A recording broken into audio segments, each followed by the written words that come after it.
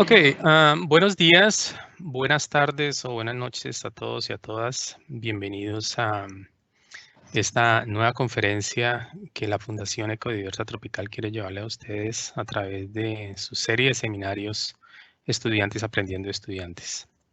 Mi nombre es Juan Gerardo Zuluaga Villamizar, yo soy el director de la Fundación Ecodiversa Tropical y quiero darle la bienvenida a esta nueva conferencia. Esta es la sexta conferencia que vamos a tener este año, de 10 por lo menos. Y hoy tenemos a Carolina Montealegre Talero. Carolina es bióloga de la Universidad de los Andes en Bogotá, con una maestría en conservación y uso de la biodiversidad de la Universidad Javeriana, también en Bogotá. Y acaba de terminar sus estudios de doctorado en la Universidad de Sao Paulo, en Brasil. Carolina es ornitóloga, muy conocedora de las aves, ha trabajado en diferentes países como Colombia, Brasil y Estados Unidos, en diferentes aspectos de la ornitología. Y dentro de sus intereses de investigación están la conservación de la biodiversidad, la ecología del paisaje y en particular la ecología del movimiento de estas especies, en particular de aves. También está interesada en la ecología del paisaje y en todo lo que tiene que ver con servicios ecológicos. Hoy Carolina nos trae su conferencia Movimientos de aves en paisajes antrópicos en Colombia y Brasil. Yo quiero agradecerle muchísimo a Carolina por motivarse para dar esta charla. Carolina ha sido una de las personas que me ha contactado para ofrecerse a compartir su experiencia y su investigación. Yo le agradezco muchísimo a eso a Carolina, y también me ha ayudado también a contactar otro tipo de personas en diferentes partes del mundo para que se motiven y nos brinden su experiencia y su investigación en estas charlas de Ecodiversa Tropical. Carolina, sin más, la audiencia es suya. Disfruten de la charla y permítame compartir su pantalla. ¿Me puedes compartir tu pantalla, por favor?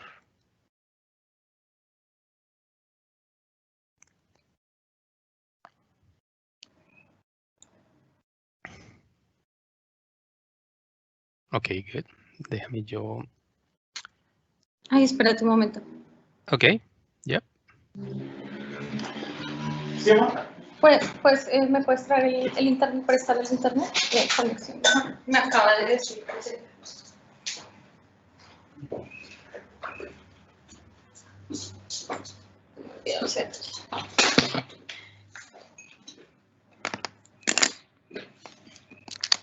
Ok, creo que tienes que ampliar poner el modo de presentación. Ok, espérame un segundo que estoy conectando Muy bien. no el Wi-Fi, sino el internet de cable. Ok. Ya. Ok, perfecto. Estás al aire.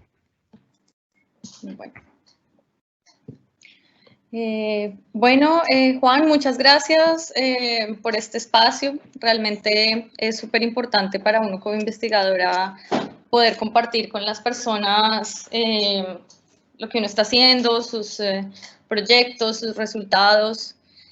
Y pues tiene mucho que ver con la conservación, con la divulgación.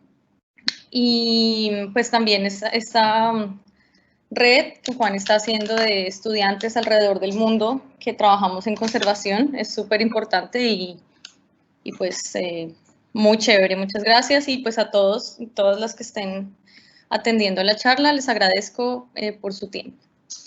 Entonces, bueno, mi nombre es Carolina Montealegre Talero.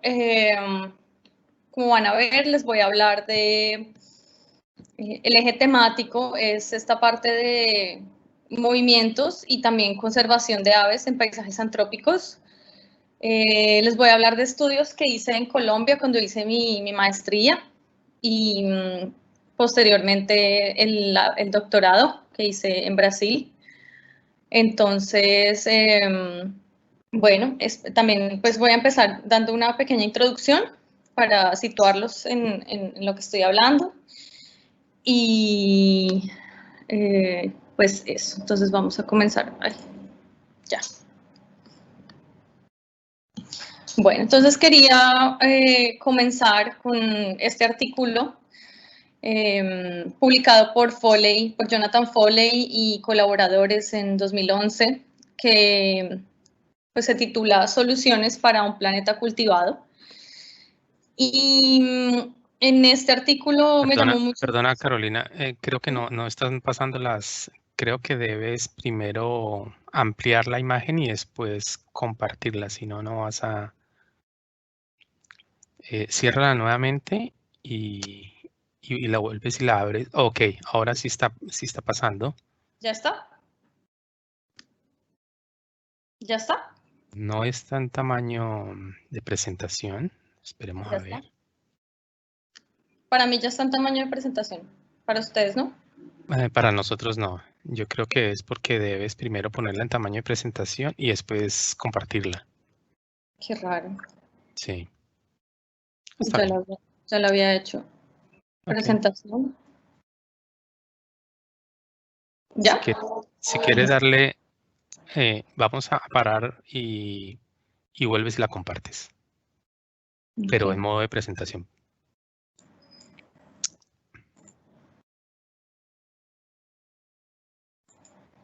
Si no, no se va a ver muy bien. ¿Paro el compartir pantalla? Sí, compartir pantalla y la haces en modo de presentación y ahora sí comparte la pantalla. Okay.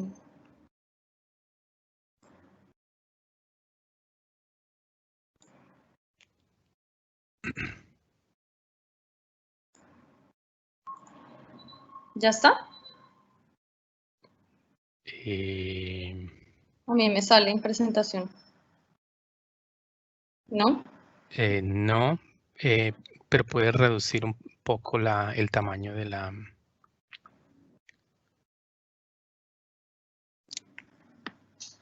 ¿Reducir el tamaño de la qué? Es que tú lo ves en modo de presentación, pero nosotros no lo vemos en modo de presentación. Entonces se ve muy pequeño. Maybe, yeah, that's good. Okay, well. Si quieres reduces el lado izquierdo de las diapositivas y ya. Gracias. Perfecto. Thank you. Sí, pero ustedes están viendo no sé. Sí, perfecto. Soluciones para... Sí, perfecto. Go. Sí. ¿Y si hago así no se ve en modo presentación? No, por alguna razón, pero no. Ahora está bien. Ahora, aquí está bien. Sí. Ok. Vale. Bueno, entonces, de nuevo, quería comenzar hablando de este artículo que Foley y colaboradores en el 2011 publicaron y pues me llamó mucho la atención este mapa, este gráfico que ellos presentan, en el que nos muestran las áreas alrededor del mundo en las que hay cultivos para consumo humano, directo e indirecto, en los diferentes colores.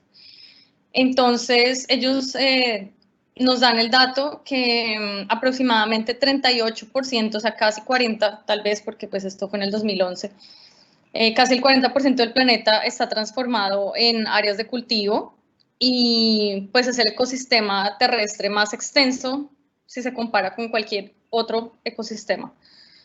Entonces, pues actualmente por su extensión y su impacto, la agricultura conlleva amenazas grandes al medio ambiente como pues contribución o relación con el cambio climático, pérdida de la biodiversidad, que es el tema que vamos a estar viendo acá, o la degradación de la tierra y del agua dulce. Entonces, pues actualmente enfrentamos un dilema, por decirlo así, en el que necesitamos suplir la demanda de alimentos para la gran cantidad de población humana, pero al mismo tiempo debemos reducir el daño que la agricultura causa al medio ambiente. Entonces, en este artículo, ellos dan unas series, creo que son 4 de soluciones para esto. Bueno, entonces, otra de las soluciones, oportunidades que tenemos en los paisajes agrícolas es implementar soluciones basadas en servicios ecosistémicos. Y pues en esta visión dejamos de ver a los ecosistemas naturales como externalidades causadas por la expansión agrícola, y en cambio pasamos a una perspectiva de que la producción de comida, la producción agrícola en general, depende de los servicios ecosistémicos, del medio natural, a través de los servicios ecosistémicos que se proveen, como por ejemplo la calidad del suelo, la provisión de agua, polinización, control de plagas, entre otros. En esta figura encontramos que se esquematiza cómo, por ejemplo, en un sistema natural se maximiza la provisión de servicios como flujo de agua, calidad de agua, secuestro de carbono, preservación de hábitats para la biodiversidad, etcétera, pero se minimiza la producción de cultivos. Por el contrario, en el panel de la mitad vemos cómo en un sistema de cultivo intensivo se minimiza la producción de los servicios y se maximiza la producción de cultivo. Por el contrario, en un área de cultivo donde se hayan restaurado los sistemas, los servicios ecológicos o ecosistémicos, podemos hablar de paisajes multifuncionales en los cuales se provee tanto como producción de cultivos como protección a estos servicios que son interdependientes unos de los otros. Bueno, entonces aquí quiero mostrarles ejemplos específicos de los servicios ecosistémicos que provee la fauna, en este caso la mesofauna, o los artrópodos, insectos, para en granjas en cultivos de café. Entonces, en el estudio, en el primero, en el de arriba, estudiaron cómo la estructura del paisaje regula el control de plagas proveído por hormigas, Aristizábal y Metzger. Y ellos encontraron que las hormigas redujeron el daño a los granos de café causado por la broca, que es una de las plagas más importantes del café, en paisajes con al menos 40% de cobertura forestal en un radio de 2 kilómetros. En el estudio de abajo, hecho por González Chávez y colaboradores, ellos estudiaron y encontraron que es más que todo la proximidad en vez de la cobertura forestal la que hace que haya una diversidad y una provisión de servicios de polinización por parte de las abejas. Entonces ellos encontraron, en este gráfico, muestran que la fructificación del café fue 16% mayor cuando las abejas visitaron, que es la línea azul que indica el tratamiento de donde pudieron acceder las abejas a las flores del café, en comparación cuando fueron excluidas, que es la línea roja.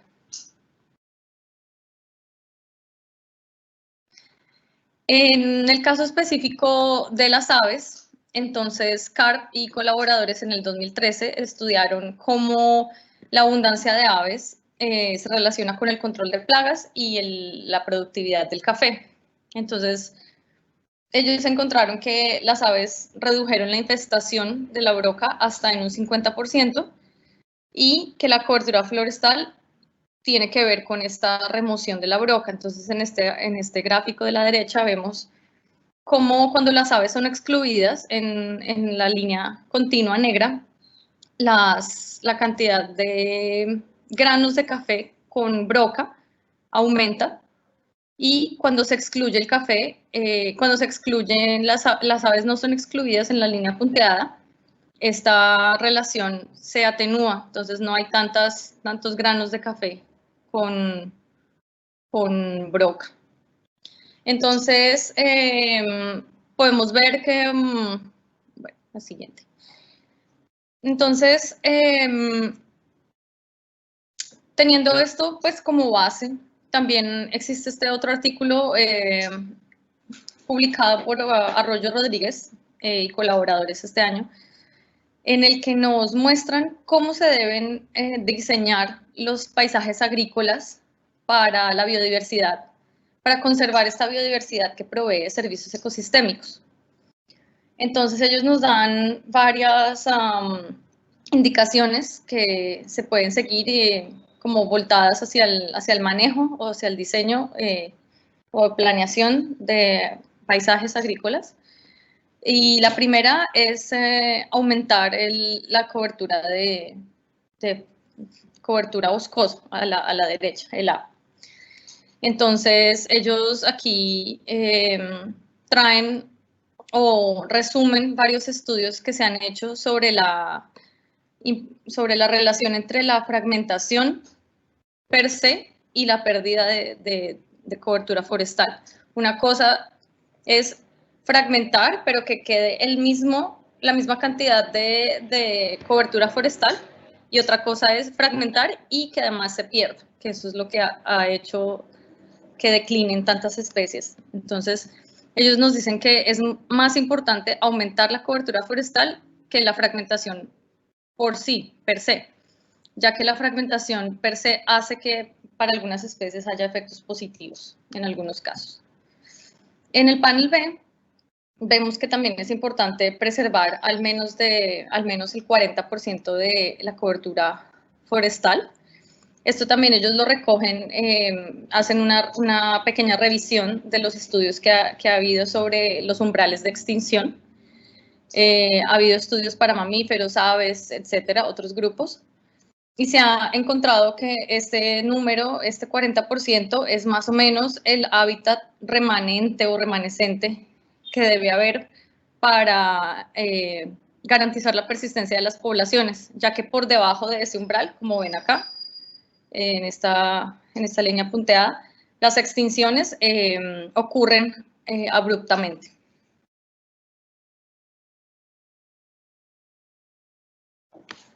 Como tercer punto, ellos, Arroyo Rodríguez y colaboradores, indican que es importante preservar un alto número de parches pequeños. Esto ellos lo recogen también a partir de muchas publicaciones que ha habido acerca del debate SLOS, que es Single Large or Several Small, en donde los ecólogos durante décadas se han preguntado si es mejor tener una reserva o un parche grande o varios pequeños. Entonces, se llega más o menos, ellos hacen esta recomendación de manejo a partir de eso, en el que es importante que al menos el 30% de los parches de bosque presentes en el paisaje sean pequeños y que haya al menos 10% de fragmentos continuos. Y por último, en el panel D, ellos hacen una recopilación de varias recomendaciones en las que apuntan a incrementar la calidad de la matriz. Entonces, hablan de mantener un contraste bajo entre las matrices y los fragmentos, es decir, si el fragmento es de hábitat forestal, que las matrices sean también con una estructura forestal similar, como por ejemplo sistemas agroforestales, plantaciones de árboles, en comparación con matrices menos contrastantes, más contrastantes, que serían áreas abiertas como pastos o ciudades.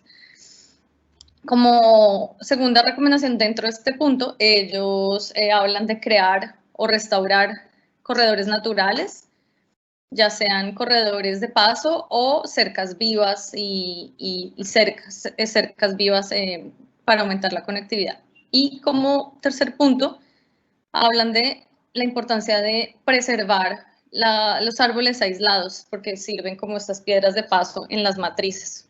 Algunas especies, por ejemplo, muchas especies de aves utilizan este tipo de piedras de paso para conectarse. Ya lo van a ver más adelante. Entonces, bueno, mi tesis de maestría, los estudios que hice se enmarcan en el segundo punto de este numeral D. Les voy a hablar sobre corredores, cercas vivas, un poco sobre árboles aislados también. Y mi tesis del doctorado se enmarca en el numeral 1. Les voy a hablar sobre matrices, el contraste en las matrices. y sobre el tamaño de los fragmentos, o sea, el numeral C, y de los otros dos de la diapositiva anterior, o sea, cobertura forestal.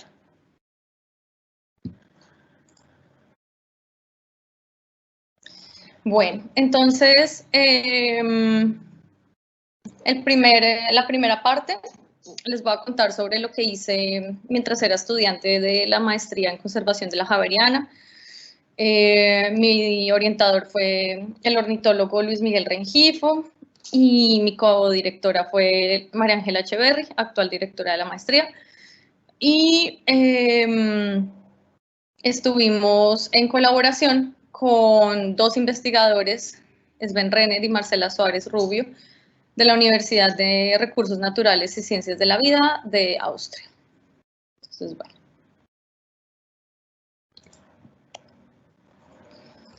El objetivo principal de esta primera parte es presentar los resultados de 3 estudios que estuvieron enfocados en la ecología del movimiento y el uso de hábitat de aves en un paisaje fragmentado, el cual estaba dominado por una matriz de pasto, donde 4 corredores fueron restaurados entre 2003 y 2006, ya les voy a contar más. Y nosotros tomamos nuestros datos 10 años después de la restauración, o sea, en el 2013. Nuestro lugar de estudio se ubica en la cordillera central, en el departamento del Quindío, cerca a la ciudad de Finlandia. En este paisaje ocurrió deforestación desde el siglo XVIII. También ha habido varios cambios en los usos del paisaje, se han tenido plantaciones extensivas para pasto, para ganado y también plantaciones forestales. Pero a pesar de todo esto, pues quedaron algunos remanentes de bosque grande y algunas cañadas y bosques lineales, los cuales sirvieron para la reforestación o restauración de estos corredores. Entonces se restauraron 4 corredores, colibríes a la derecha, laureles, pavas y monos, para conectar la Reserva Forestal Bremen, que tiene parte de bosque nativo, que es bosque andino, alto andino, y bosque andino, perdón, con plantaciones forestales, y el cañón del río Vargas, que solo tiene bosque nativo.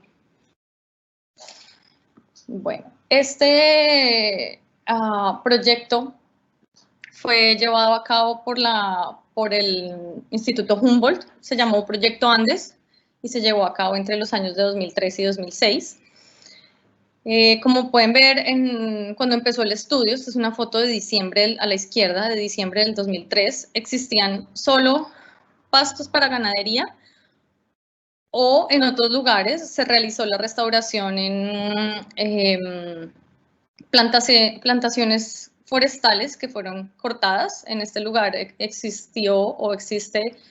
Está la empresa Smurfit Kappa, Cartón de Colombia, y ellos donaron algunos terrenos para esta restauración, entonces fueron cortados. Y esta restauración fue hecha acelerando el proceso de sucesión. Es una técnica en la cual se plantan especies de árboles de etapas intermedias y avanzadas debajo de especies pioneras como las cecropias que ven a la derecha. De modo que mientras las pioneras o heliófilas crecen, dan sombra a las especies de crecimiento más lento. Entonces, en estos corredores, como ven, al cabo de 6 años, ya había un dosel alto y se podían distinguir los corredores que fueron restaurados. Entonces, en este caso de estos corredores Barbas Bremen, así se llaman, el objetivo no fue restaurar franjas de bosque nativo o maduro, sino un bosque secundario. Por eso, cuando nosotros realizamos nuestro estudio en el 2013, eso fue más o menos lo que encontramos. Como ven, ya este es el perfil de la vegetación que estaba en esa época. Ya algunas cecropias han desaparecido, dando paso a otras especies, tal vez de estadios más avanzados, y están esta mezcla entre pioneras y bosque secundario. Bueno, los estudios que les voy a hablar ahora, en los dos primeros hicimos capturas con redes de neblina, perdón, y marcamos los individuos con transmisores, radiotransmisores, para realizar seguimiento por telemetría. Entonces, utilizamos estos implementos que ven a la derecha, antenas, receptores, GPS. Y estos son los resultados del primer estudio que hicimos, que se titula Regresando a casa, estrategias de movimiento de aves subandinas en un paisaje modificado. Entonces, en este hicimos experimentos de translocación con aves. Esto consiste en hacer capturas en los corredores o en los bosques que ven en verde, hacer marcaje con estos radiotransmisores y luego las aves fueron reubicadas o translocadas hacia un lugar en medio de la matriz de pasto. Al cabo de un tiempo, estas aves fueron liberadas y realizamos un seguimiento con estos aparatos, estos equipos de telemetría, para monitorear cómo las especies o los individuos volvían al bosque. Entonces, hicimos capturas de una especie migratoria, abajo, Catharus ustulatus, y 2 especies residentes.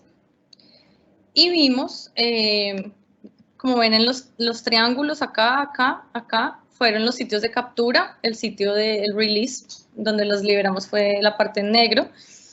Y como ven, la especie migratoria en azul no presentó problemas para atravesar la matriz de pasto. Fue directamente atravesó toda la matriz hasta el bosque más cercano. En cambio, las especies residentes, sobre todo este individuo en naranja, utilizaron árboles aislados para llegar a los corredores cercanos y llegar lo más cerca posible a su lugar de origen o de captura.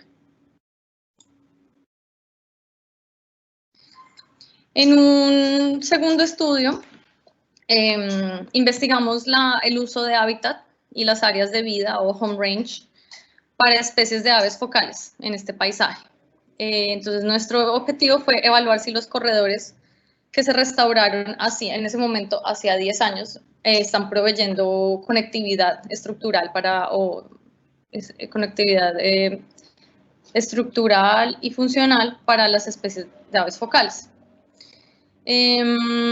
Escogimos 6 especies de aves en un gradiente de sensibilidad a la fragmentación, desde la menos sensible o más generalista, como Turdus suscater, pasando por Momotus equatorialis, Aulacorhynchus hematopygus, Cyanocorax incas, Pyroderus scutatus y Turdus leucops, que es ya la especie más sensible a la fragmentación o más dependiente de las áreas boscosas. Entonces esperábamos que las aves menos sensibles, digamos estas 3, utilizaran tal vez más árboles aislados, elementos en la matriz para moverse, mientras que estas estuvieran más ligadas o las encontráramos su uso de hábitat más ligado a los elementos boscosos, como los corredores restaurados y los remanentes de bosque nativo. Entonces, calculamos las áreas de vida o home ranges para 9 individuos de las 6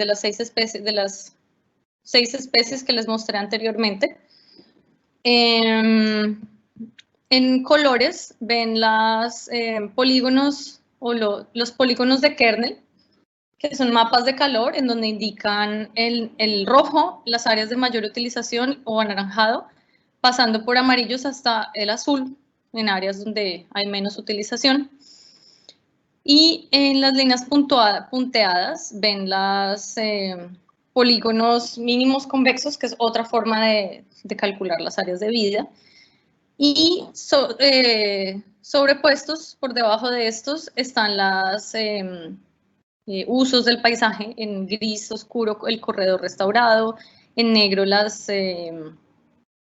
cañadas o bosques primarios, en blanco la matriz, que es de pasto, en gris punteado los árboles aislados y en negro punteado las construcciones humanas. Entonces, dentro de estos rangos, dentro de estas áreas de vida, calculamos el uso proporcional que los individuos hicieron de cada uno de los elementos del paisaje que les mencioné ahora. Y tuvimos como resultado que las especies más sensibles a la fragmentación, Turdus, Leucops, Piroderos, Escutatus, usan en mayor proporción el bosque ripario o bosque primario que había. Entonces, en gris van a verlo usado en proporción a las barras negras, que son las disponibles. Entonces, van a ver que el bosque maduro fue más utilizado que en comparación a lo disponible, inverso a la matriz, que fue más el hábitat altamente también disponible en sus áreas de vida, pero fue menos utilizado. Para las especies de grado intermedio de sensibilidad a la fragmentación, encontramos que estas usan en mayor proporción también el bosque maduro y también llegan a utilizar los corredores y en menor proporción la matriz. Y por último, las dos especies con menor sensibilidad a la fragmentación usan en mayor proporción también los corredores restaurados y no la matriz, que era lo que esperábamos. Y también en este estudio, mientras realizábamos estos seguimientos con telemetría, en las salidas de campo encontramos que varias especies de aves estaban anidando y cuando las capturamos también identificamos que tenían evidencias de muda de sus plumas. Entonces decidimos hacer una recopilación sistemática de estos eventos. Y esto dio como resultado que encontráramos evidencias de muda de reproducción para 20 individuos en 15 especies, incluyendo especies anidantes de cavidades como esta a la derecha, la A, y como la E también. Entonces, pues, esto fue publicado en Ornitología Colombiana y el resultado más importante es que estos estarían indicando que estos corredores que fueron restaurados no solamente aumentan en los movimientos en estos paisajes altamente fragmentados, sino también sirven como hábitat en el cual las especies de aves llevan a cabo importantes actividades del ciclo de vida, como son importantes y costosas energéticamente, como la reproducción y la muda. Entonces, proponemos que estos indicadores se tomen como que estos eventos de muda, de reproducción, se tomen como indicadores del éxito de las estrategias de restauración, en este caso los corredores. Bueno, como conclusiones de esta primera parte, pues primero detectamos diferentes estrategias de movimientos para retornar a los sitios de captura cuando comparamos aves migratorias con aves residentes. Encontramos que los corredores restaurados y los bosques maduros o riparios son importantes para el movimiento de las especies de aves, independientemente de su asociación de hábitat, y que estos corredores y bosques, remanentes de bosques, son importantes también como hábitat en los cuales las aves realizan estos costosos eventos del ciclo de vida.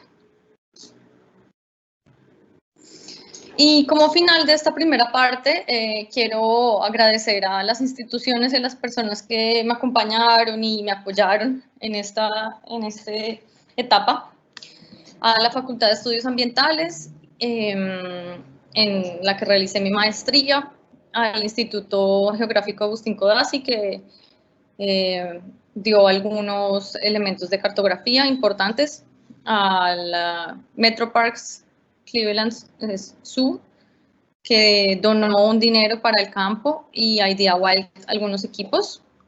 Quiero agradecer a mis coautores, que algunos de ellos están aquí en la foto de la izquierda, y en las demás fotos a las personas que fueron mis asistentes de campo, que pues fueron fundamentales para el éxito de este proyecto.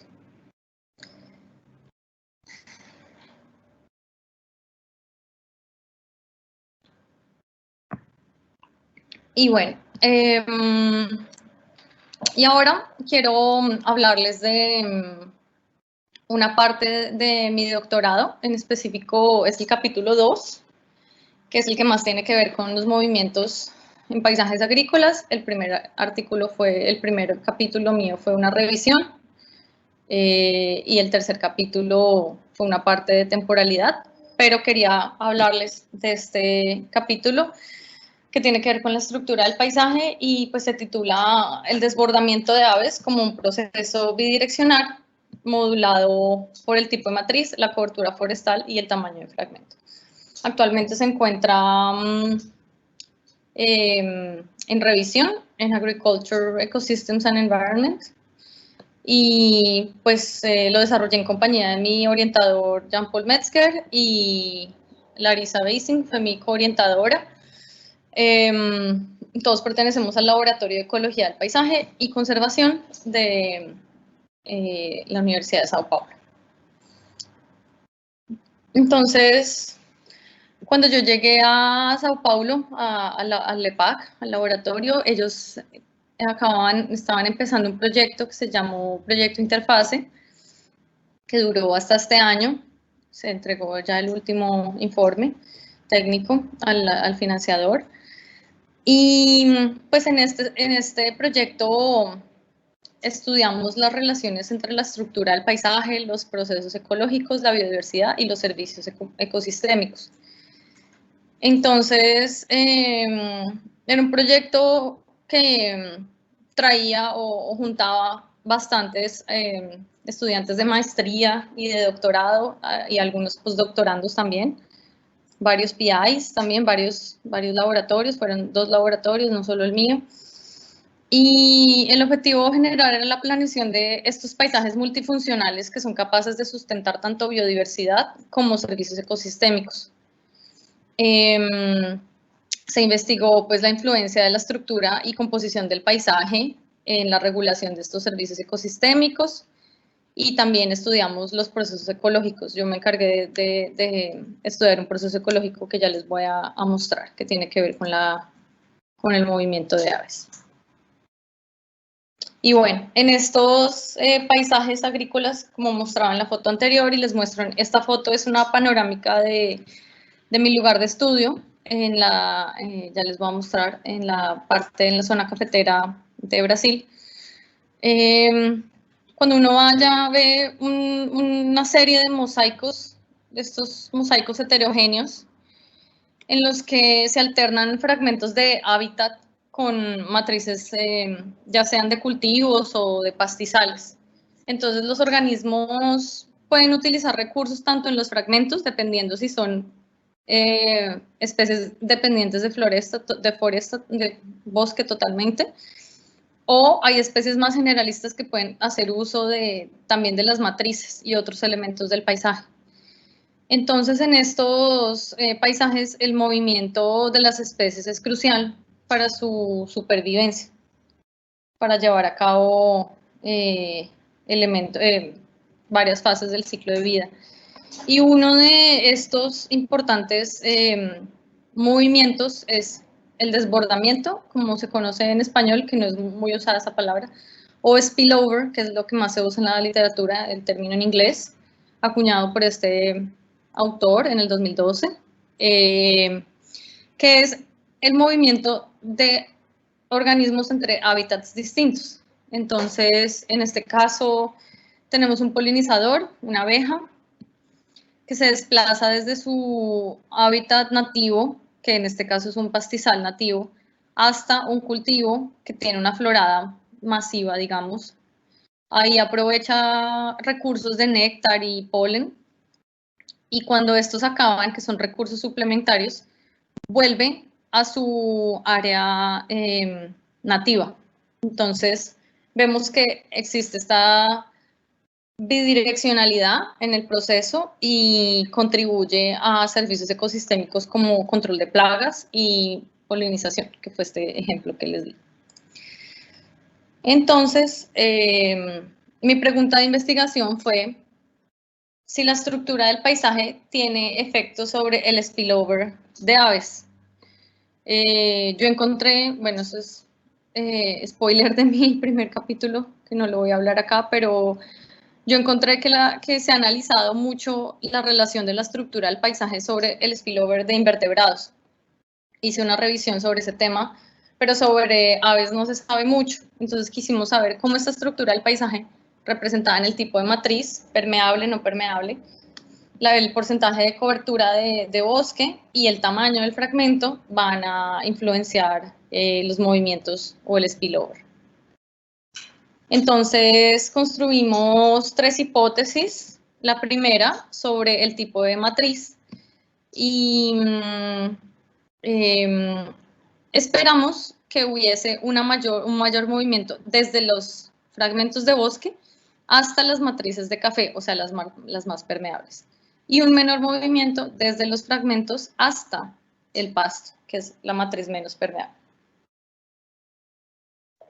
También para la cobertura forestal, el porcentaje de cobertura, esperamos que hubiese una interacción entre esta y el tipo de matriz, siendo que esperamos que entre más o a mayor cobertura forestal, las aves empezaran a salir desde los fragmentos de bosque hacia las matrices, sobre todo para las matrices, para el café, la matriz más permeable. Y por el lado del tamaño de fragmento, esperamos que para ambas matrices, tanto café como pasto, las aves salieran más en fragmentos pequeños y a medida que los fragmentos aumentaron, este spillover fuera en el sentido inverso.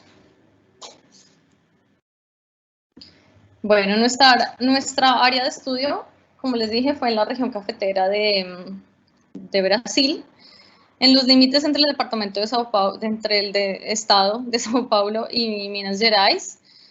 Esta zona es conocida como el Sul de Minas y Moyana. Y aproximadamente un tercio del café de todo Brasil es producido acá. Entonces, como podrán imaginar y ven en este lado a la derecha, estos paisajes son, como les mostré en la foto, estos mosaicos heterogéneos de café en anaranjado, con pastizales en verde claro y algunos remanentes de bosques en verde, otros usos que pueden ser eucalipto, caña. Y bueno, en este lugar escogimos 4 paisajes de 3 kilómetros de diámetro para hacer nuestro diseño experimental, que fue de la siguiente forma. Entonces, en cada uno de los fragmentos, en cada uno de los paisajes, escogimos 3 fragmentos, uno grande de más de 50 hectáreas, uno mediano entre 20 y 50 hectáreas y uno pequeño, menor a 20 hectáreas, en los cuales identificamos bordes de estos fragmentos con pasto en verde claro y con café en anaranjado. De forma que tuvimos estos 2 tipos de matriz pareadas para 3 fragmentos, para 4 paisajes, o sea, 24 interfaces, les llamamos. En estos bordes pusimos redes de neblina 5 durante 3 días consecutivos, las operábamos alternadamente en pasto y en café. Y como saben, a las horas más de mayor actividad de las aves, entre 6 de la mañana, 12 del día, y volvíamos a abrir redes entre 2 de la tarde y 6 de la tarde. El muestreo fue hecho entre marzo, abril, mayo del 2018, que es la época seca en esta zona, antes de la colecta del café, y cada vez que una ave fue capturada, la identificamos al nivel de especie, la marcamos para identificar las recapturas en las redes y anotamos si estaban entrando o saliendo. Esto es muy importante porque alguien que haya trabajado con redes acá, y si no, bueno, les cuento que cuando uno despliega una red, uno va a sacar una ave, tiene que sacarla por el lado que cayó, obviamente. Entonces, este es un fuerte indicador y nos sirvió para saber cuándo una ave estaba saliendo del fragmento o entrando hacia el fragmento. Entonces, ese fue el dato más importante para Esta fue la forma en la que empíricamente cuantificamos el spillover de entrada o salida.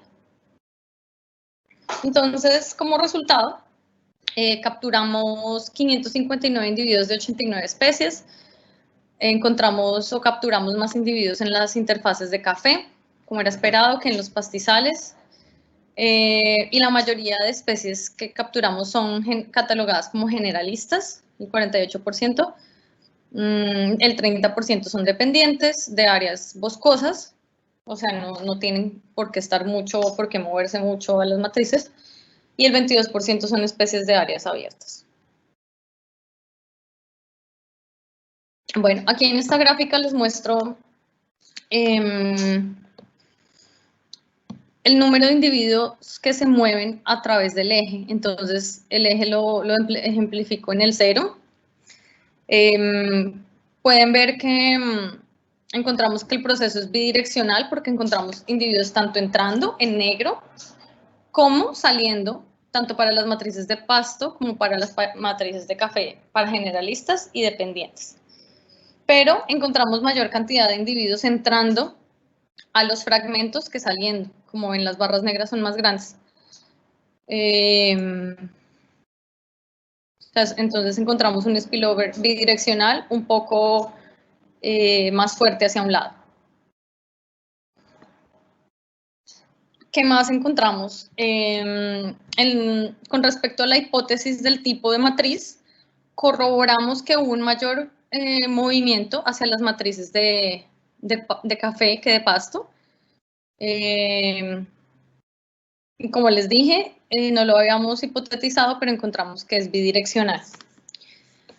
También, bueno, nosotros pensábamos que este mayor movimiento hacia las matrices de café se debe al uso complementario de recursos que las aves están haciendo entre los fragmentos y las matrices de café, cosa que no hacen entre los fragmentos y el pasto. ¿Por qué? Porque en estas plantaciones de café se encuentra una gran cantidad de artrópodos que las aves están utilizando como recurso alimenticio y complementario a lo que encuentran en los bosques, algo que no encuentran en los matrices de pasto. Y bueno, estos son nuestros resultados en relación al ratio en inglés o razón en español del spillover para todas las especies en el eje Y. Y en el eje X encontramos o mostramos el porcentaje de cobertura que tuvo una correlación con el tipo de matriz, como esperábamos. Entonces ahí se corroboró. Esto es un resultado de modelos generalizados mixtos que corrimos en el programa R. Y pues les muestro aquí con la hipótesis que teníamos, que esperábamos que a medida que subiera la cobertura de bosque, las aves salieran hacia las matrices, como está acá en la hipótesis B. Pero no lo encontramos así. En ambas matrices, tanto en café como en pasto, encontramos que el movimiento se dio mayormente entrando, que es menor, cuando es menor a 0.5, que es la línea punteada, y significa que está entrando, mayor a 0.5 el ratio, está saliendo. Entonces, esto, pues lo creemos que fue así. Puede deberse a que nosotros muestramos un rango de porcentaje de cobertura florestal restringido y por debajo de este umbral de extinción que les comenté más al principio.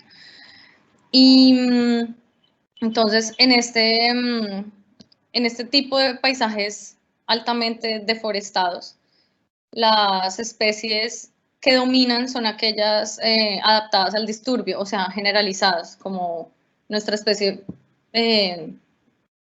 más abundante fue, por ejemplo, Tachyphonus coronatus, Chereo flaveola, Saltatur similis. Estas especies son altamente generalistas, explotan recursos en la matriz, pueden estar en la matriz y moverse hacia los fragmentos. Y lo que hace que este movimiento sea de la manera que encontramos. Y también estos eventos o estas dinámicas de las poblaciones hacen que se incrementen los eventos de competencia, como muestro acá, predación e incluso parasitismo de nido en los bordes de los fragmentos. En la parte de la relación del tamaño de fragmento con el spillover, encontramos una correlación entre este tamaño de fragmento y el tipo de matriz también. Estos también son resultados de modelos generalizados, pero para los grupos de especies generalistas e insectívoras ocasionales. Hicimos unos subgrupos en los análisis. Y encontramos un efecto no lineal entre el tamaño del fragmento y los movimientos de las aves. En ambos casos, las aves, entonces corroboramos la relación entre el tamaño de fragmento y el tipo de matriz que habíamos hipotetizado acá, pero encontramos una relación diferente a la hipotetizada. En esta, los fragmentos, los individuos salen hacia el café en anaranjado, a las matrices de café, cuando los fragmentos tienen más de 50 hectáreas y este movimiento puede estar relacionado con la provisión del servicio ecosistémico de control de plagas, en el que las aves se mueven desde estos fragmentos hasta las matrices de café y pueden estar depredando las plagas que tiene el café y volviendo de nuevo de forma bidireccional hacia los fragmentos.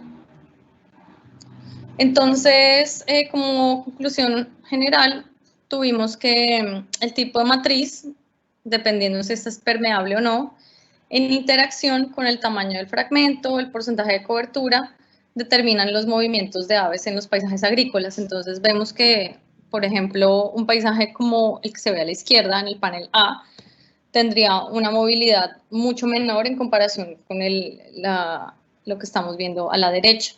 Un paisaje con mayores fragmentos, mayor cobertura, matrices más permeables.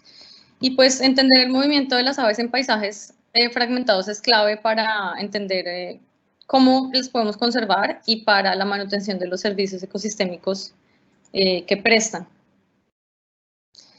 Y es muy importante, o proponemos que es muy importante manejar la matriz para que ésta sea más permeable, implementando, por ejemplo, cultivos diversos y no monocultivos, como vemos en esta imagen.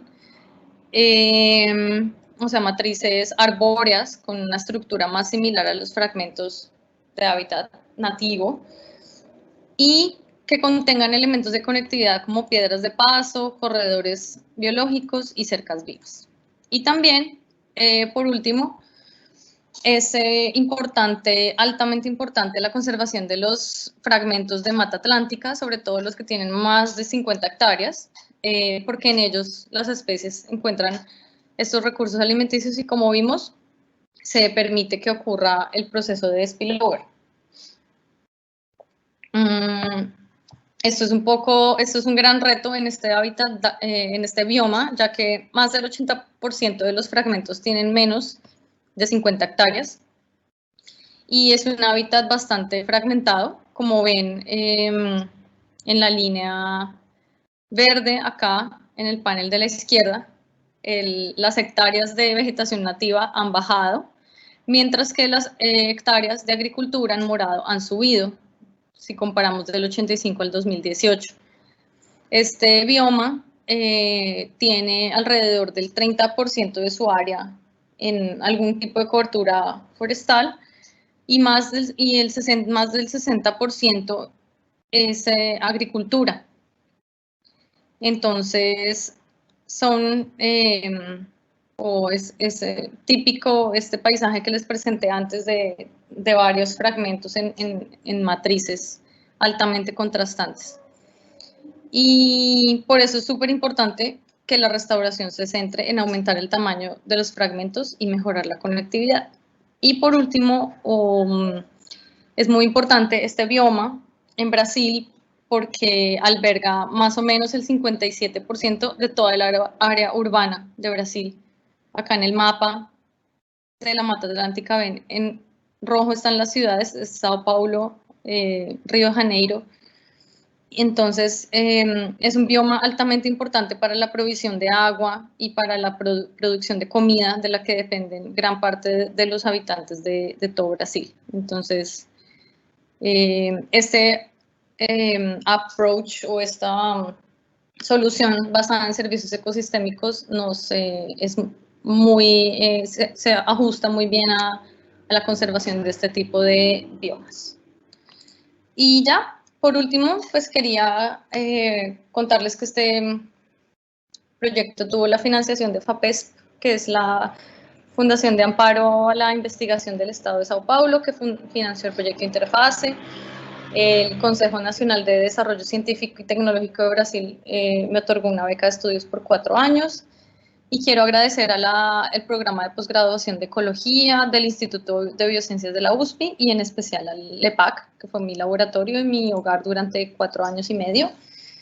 Y un agradecimiento a todas las personas que me acompañaron en campo y acá en el centro, a las personas que conforman mi laboratorio.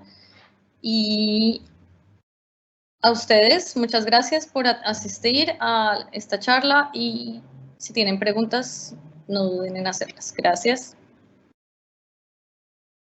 Carolina, muchas gracias por la presentación.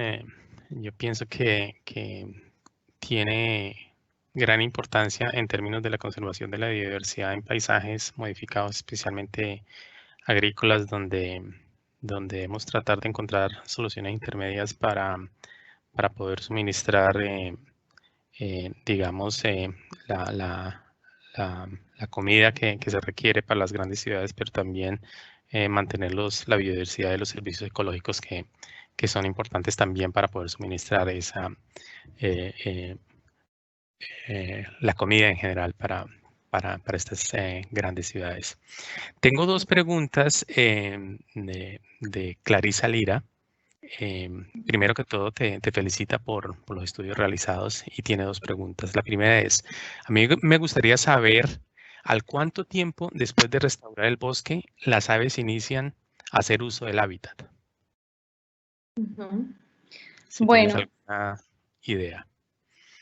Lamentablemente no hubo proyectos o iniciativas de monitoreo apenas los años posteriores a la restauración de los corredores, entonces realmente no tenemos el dato de al cuánto tiempo, pero pues también eso depende de la ecología del ave, ¿no? Las aves más dependientes de bosque no van a colonizar estos corredores si son muy primarios, y muy secundarios, si son tienen poco sotobosque y eso. Pero pues nosotros tomamos los datos 10 años después y como les mostré en la foto, ya ahora los corredores son casi indistinguibles de los bosques, son casi secundarios, bosques bastante maduros. Entonces, no, el dato exacto, no, hubiera sido muy interesante realizar un monitoreo cada año después de la restauración. Ok, perfecto. Clarice también nos pregunta, también me gustaría saber con respecto al segundo estudio, si la matriz del cultivo de café era sombreado, era sembrado bajo sombra o sin sombra. Ya. Este café es totalmente café de sol, no tiene nada de dosel ni especies de árboles, casi especies asociadas, como puede ser en un agroecosistema más amigable, digamos. Este café que es extensiones grandísimas de cafés de sol, sin ningún árbol casi. Entonces, es muy diferente como a lo que se cultiva allá en Colombia o en Costa Rica, que ahí es un café mucho más sombreado, o en Centroamérica en general. Pero en Brasil es totalmente de sol, un cultivo intensivo, sí. ¿Hay algún potencial en Brasil que haya un cambio, digamos, a café de sombra? para poder incentivar un poco más ese proceso de integrar una diferente estructura, digamos, arbórea o arbustiva a los cultivos? Yo no creo porque según lo que yo vi en campo, toda la maquinaria está, ellos recogen el café con maquinaria porque acá son plantaciones planas. Hay algunas en montaña y igual hay maquinaria, entonces me imagino que las árboles o la vegetación interrumpiría esa colecta de café con maquinaria. Entonces como una reconversión hacia café de sombra, yo creo que es muy difícil. Es bastante difícil, pero pues asimismo se hace que este café de sol tenga unas características diferentes al sombreado, ¿no? Tiene una producción anual diferente, creo que produce más, crece más rápido. Entonces es difícil que lo cambien a una producción más amigable, digamos, para la biodiversidad. Ok, habría que considerar otro tipo de alternativas como para mejorar un poco la estructura del paisaje en cuanto a cobertura. Sí, es más, acá es más eso, la conservación de los remanentes de bosque, y porque si hay algunos fragmentos, ellos acá tienen una ley forestal en la que tienen que preservar el 30% de la cobertura nativa en sus propiedades privadas. Todo el estudio que yo hice fue en propiedades privadas. Entonces, pues por ahí se puede implementar como la conservación. Ok, perfecto. Muchísimas gracias, Carolina, por la presentación, por el tiempo que le he dedicado a preparar esta charla y muchísimas gracias nuevamente por participar en esta serie de seminarios de estudiantes aprendiendo estudiantes. Y le Vale. deseamos lo mejor de lo mejor en sus estudios de postdoctorado, si es así, y en su carrera profesional. Déjenme invitarlos para la próxima charla, que va a ser dentro de 15 días. Vamos a tener a Felipe Librán. Carolina nos ayudó precisamente a contactar a Felipe. Felipe viene de otra escuela, un poco, digamos, vamos a la escuela europea. Y Felipe es de Uruguay, eh, pero nos une el ser, el hablar el mismo idioma y está súper encantado de colaborar con nosotros en estas charlas. Felipe se reunirá con nosotros el octubre 20 a las 11 de la mañana, hora de Bogotá, para hablarnos un poco del control de plagas del café a las redes de interacciones planta-polinizador, la travesía de un uruguayo hacia Alemania. También nos comentará un poco de su experiencia personal de cómo ha sido esta travesía, que también le puede interesar a muchos de los jóvenes en Colombia y en Latinoamérica. Muchísimas gracias a todos, muchísimas gracias Carolina por su participación y los esperamos en 15 días, octubre 20, para la charla de Felipe Librán aquí en Ecodiversa Tropical. Gracias Carolina y feliz Gracias, tarde. Juan. Bueno, que esté muy bien. Chao. Bye. Adiós.